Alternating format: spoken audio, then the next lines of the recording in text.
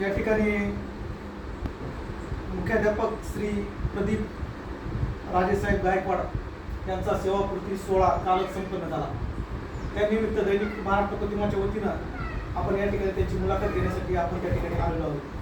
तर मला त्यांना विचारायचे की प्रथमतः आपली या सोनपेठ शहरामध्ये या जिल्हा परिषद शाळेमध्ये आपली सुरुवात केव्हापासून झाली व आपल्या पुढची जी काय वाटचाल आहे त्या वाटचालीबद्दल जरा थोडी माहिती त्या सोनपेठकरांना द्यावी.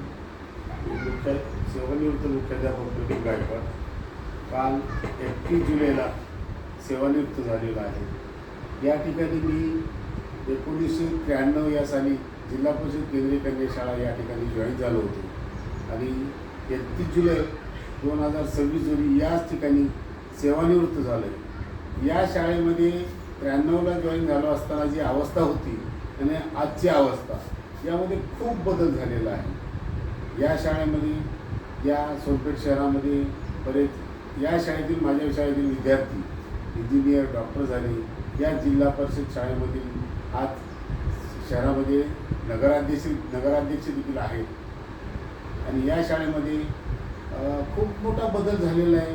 विद्यार्थी संख्या पहिली जेमतेम 150 होती, आज जवळपास 650 विद्यार्थी संख्या आहे.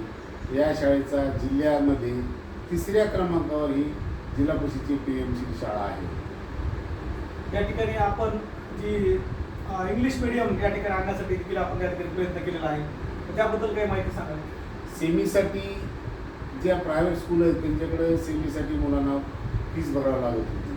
त्यामुळं जिल्हा परिषद PMC केंद्रीय कन्या शाळेत 1ली ते 8वीच्या वर्गाला सेमीचे क्लास चालू केलेले.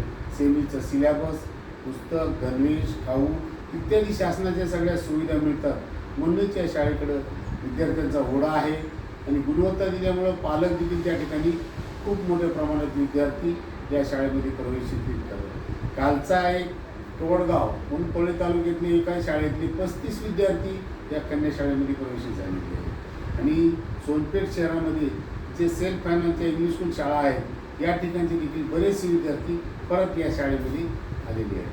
खरं तर गोरगरिबांच्या विद्यार्थ्यांना इंग्लिशमधून शिक्षण भेटावं यासाठी सरांचं खूप मोठं योगदान या ठिकाणी आपल्याला लाभलेलं आहे. म्हणून त्यांचं खरं तर त्यानंतर ऋण आपण ज्या सोनपेठकरांनी खरं तर व्यक्त करायला पाहिजे. मित्र, त्याचबरोबर मला असं सांगायचं आहे की ज्यावेळी जिल्हा परिषद शाळा पूर्वी होती त्यावेळी तिथं खूप मोठा चिखल त्या ठिकाणी साचायचा आणि खूप अडचणींना सामोरे जात या ठिकाणी शाळेची वाटचाल या ठिकाणी झालेली आहे. आणि मला शेवटी फक्त गायकवाड सरांना एवढंच विचारायचं आहे, आता या जे काय आपण इतके वर्ष शिक्षक म्हणून या ठिकाणी कार्यरत आहात, या ठिकाणी शिक्षण पद्धतीमध्ये काय बदल झाले पाहिजेत आणि इथून पुढच्या काळामध्ये शिक्षण पद्धती व शाळा यामध्ये काय बदल हवा आहे किंवा काय केला पाहिजे असं तुम्हाला वाटतं? शासनाने ज्या शाळेमध्ये विद्यार्थी संख्या आहे त्या शाळेतील शिक्षकांना ऑदर कामं देऊ नये. आजची परिस्थिती म्हटलं तर या शाळेतले 4 BLO, 12 तुकड्या, 6 ते 7 माणसावर आपण काम करतो.